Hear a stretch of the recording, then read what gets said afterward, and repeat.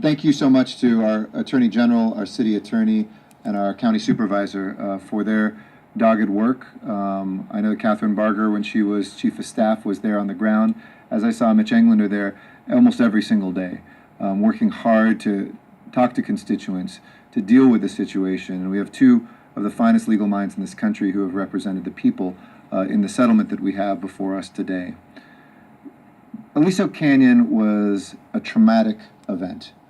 It caused trauma to our residents, it caused trauma to our environment, and it should fundamentally make us rethink our relationship with power production and the locating of facilities near our homes. It wasn't just Porter Ranch residents, as Councilmember Englander reminded me.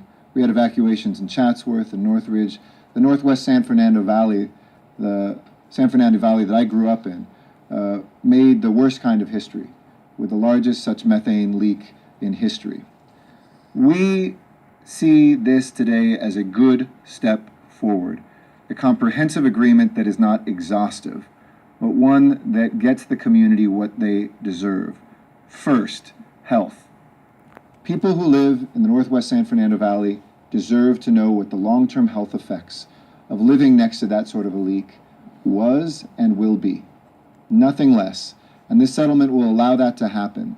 The earlier settlement that the state led, not the state attorney general, but state regulators led, was wholly inconclusive and did not have the resources necessary to allow residents to know the truth. So first, health. Second, it's mitigation. And this allows some mitigation to occur, some very good steps forward on mitigation. As we look at the class action lawsuits that are moving forward too, I think all of us share the opinion here, certainly those of us who are down the ground, that we need to bring as much mitigation to the communities most directly affected. Which brings me to the third piece, which is prevention.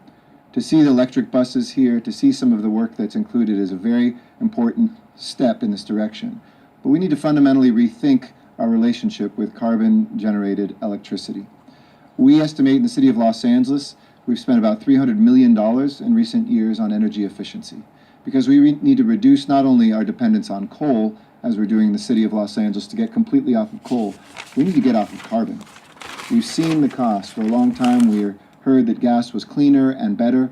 Long term, as our city is doing, the first big city in the world really to go from fundamentally from the ground up with our own generation to move to 100% renewable sources of electricity for our communities, for our transportation, and for our air. We've pledged to do that at the Port of Los Angeles by becoming a zero-emission port. We've pledged to do that with the utility, Department of Water and Power.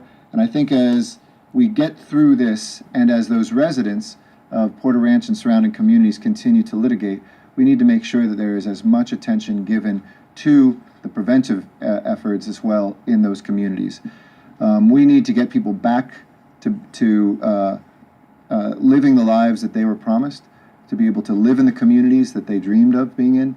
And we see a really strong step forward that I want to congratulate our legal team here between the County Council, our great City Attorney, and great Attorney General have achieved here today. With that, and I know we're coming back to Spanish, I'm going to say one sentence if I can cheat. Todas las comunidades merecen la justicia, y este es un paso muy importante adelante en este camino. With that, let me introduce a man who literally